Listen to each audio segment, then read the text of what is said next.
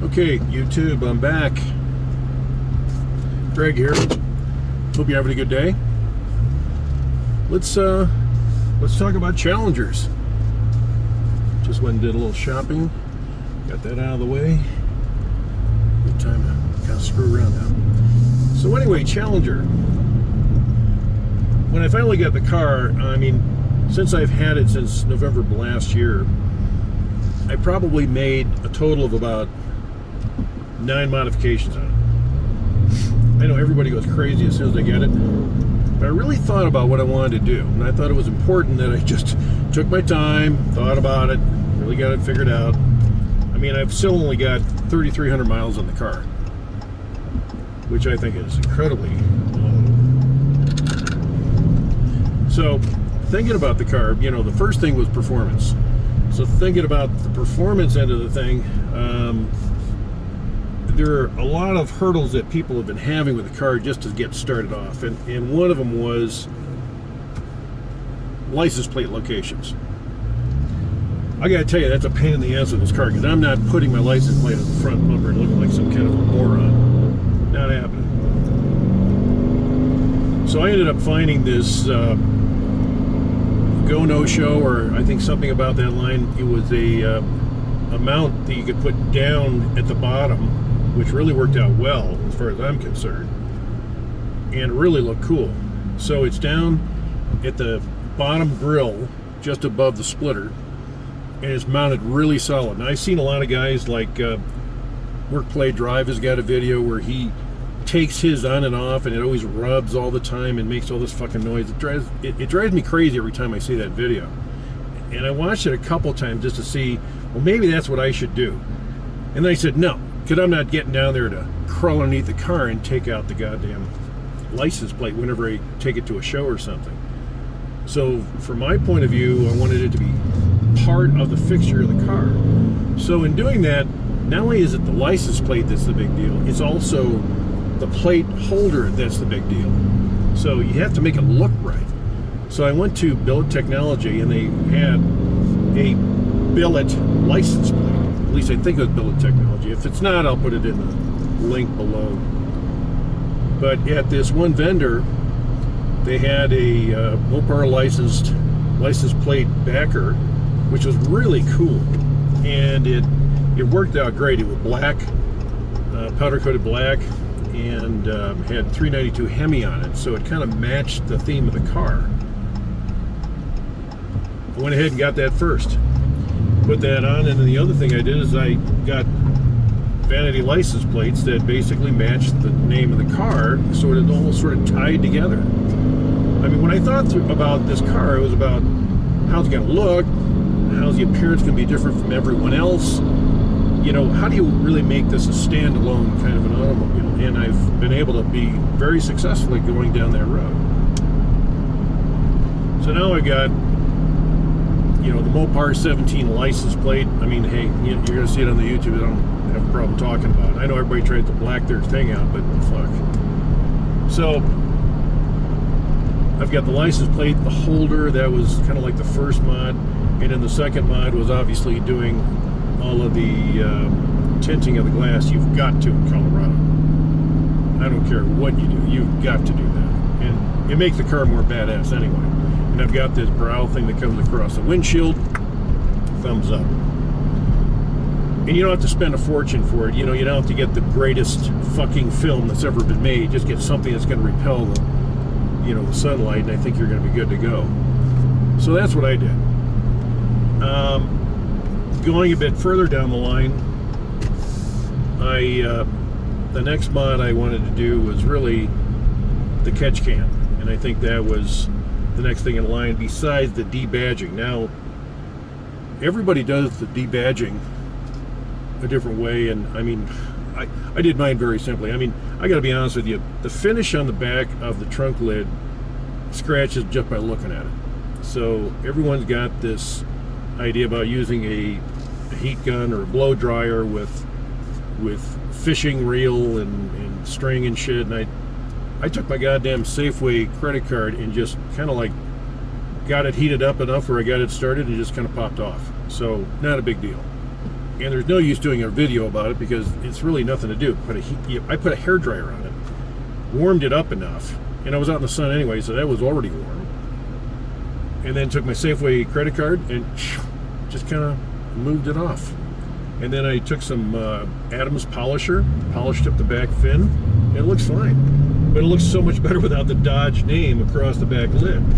Just having it just dark, because everything is black anyway. It just really set the car in a different direction. It gave it that stealthy look, which is what I was looking for. So, on to the next mod. When you pop the lid on the engine bay, then you get into how do you want this thing to look. And God, I almost pulled the trigger. I don't know how many times in all this billet technology, bling, and all this other kind of jazz. And I wanted it to be more industrial or engine-like or something more technical looking. I didn't want to have a lot of writing or any shit like that. I just wanted it to be an engine with maybe some good color, and that was going to be about it. So, like I said in a previous video, I took the reservoir, painted it the same color as the body color, the billet silver, put it back in, which was what I got as an idea from Speedy's Garage, another YouTube channel. You need to check him out. He knows a lot.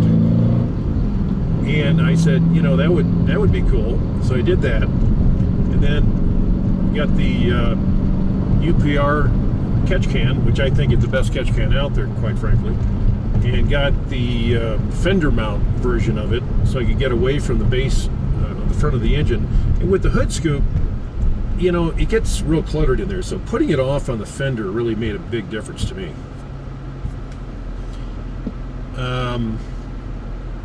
I think after that, you know, all I did was just buy a cover for the ABS brake system, and it cleaned up the engine bay enough so that that's all I needed to do.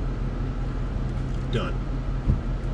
So then you move to the outside of the car. The outside of the car, when it was in getting repaired after I got T-boned, then I had them, like I said in the previous video, I had them go ahead and pull the splitter and the rocker panels, that rubber thing that goes around the taillights of the bumper, and then the lower skirt that goes around the tailpipes.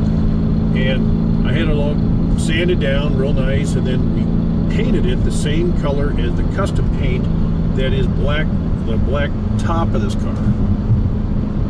And it looks badass. It looks fucking badass. You got silver and black. Of course, I also look like a state trooper now too, so that's cool.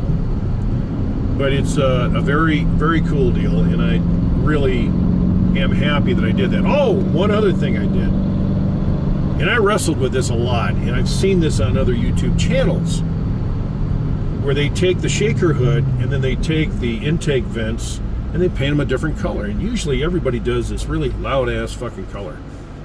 It makes it look like it's got a nosebleed.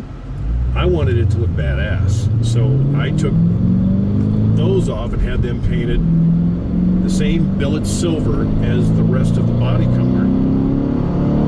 Oh yeah.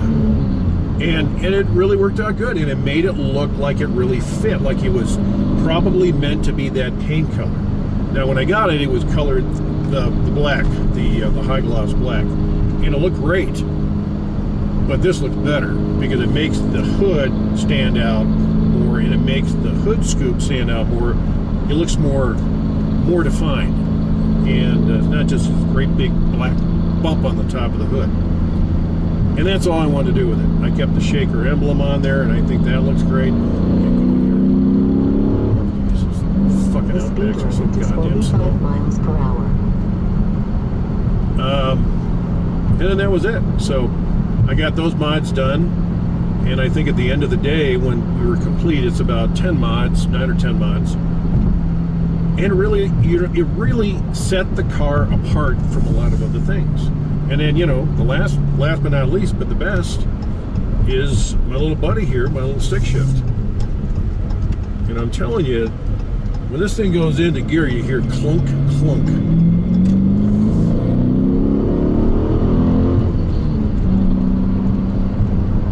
Love that. The speed limit is 45 miles per hour. Yeah, I know. Not like I'm going real fast. You're set to go off at 10 miles over, so I'm not really smoking the wheels off the car. So that's kind of where I'm at. You know, I enjoy it for what it is. You know, I want it to go faster, obviously. I think 485 of the crank, if that's what it's getting, is pretty good. You know, but it's probably, what, 400 at the wheel or something like that? So, you know, if I could get more more power at the wheel, that's what I'm looking for. But if I could get 600 at the wheel off this stick shift, I don't need a Hellcat, man. That's a lot of power for a naturally aspirated engine. Now, the only other thing that I'm going to probably start thinking about doing right now is I'm going to start looking at working with a custom shop to go ahead and get the engine kind of tuned up. Now, the first thing is going to be long tube headers, and I know there are two schools on that. If you get long tube headers, it's good only for the high range and not the low range. If you get short headers, it's this, that, and the other thing. I'm going to get the long tube headers. I think I've done enough research that I'm convinced it's going to be a good deal. I'm going to take the stock exhaust system out, all the way out, and instead of those rectangular exhaust tips, which look okay, I'm going to go to round exhaust tips. Go get some quads and make that look pretty cool. I think that was one thing I liked about the Mercedes, is that they had the quad tips at the back, and it really made it stand out. So that's the way I'm going to go with that. Following that is going to be cams and headers, and yeah, we'll just see how it all kind of shakes up. I mean, I think that it's going to take, you know, well over a year for me to get this car where I need it to go. Do I want to sell it? I really don't. I mean, would it be horrible for me to go over and sit in a Hellcat and drive it and have 700 horsepower? It'd be a bad thing. So I'm not doing it. I'm going to just stick with my car. This is what I want to do. And here's the other thing about this whole project. I don't want to spend $100,000. I mean, my Mercedes was 112 grand. I didn't pay that, but it was 112 grand. And honestly, I'm not paying $100,000 for a car again. This was, you know, a $50,000 car. That's it. Because of the special paint and all this other jazz. But when I pay more for a Dodge, no, I'm not doing it. I mean, it's got plenty of power. It's got plenty of everything I need. It's got the look I want. And I'm just not going to spend my life spending big money on cars. Not happening. This is expensive enough. So my goal is to make this work, enjoy it, pay it off, keep it, and, you know, have fun with it. I see all kinds of people that have older automobiles that they have kept for a long time and kept in really good order, and are just silly about them. I mean, I've had Mustang owners like that, for crying out loud, forever. And I think this is going to be a great opportunity for me to really have a lot of fun with a car. And if I do this thing right, it's really going to be still a collector's item, and it's still going to be just a great, everyday, all-around great car. So I'm very excited about where I'm at with the car. I'm really excited about the things that I'm trying to do with the car. Come on, honey, let's go. I've got zero fucking patience too, by the way, so don't. Yep, hello. So if you hear me spouting off, it's, you know, my natural born thing. So in a lot of cases, I think I'm going to wrap this one up. I'm kind of rambling and we're not getting anywhere. I'm probably losing your attention anyway. So let's, come on, honey, let's go! Come on! Fuck, what are you doing? All right. I'm going to take up 2 parking spaces here and I hope we get pissed off. Yeah! That's the way Greg parks. You'll be driving around that parking lot in that C8, I don't even know what it is. It's a GMC POS. That's what it is. So, there we are. We're done. Have a good day. Talk to you later.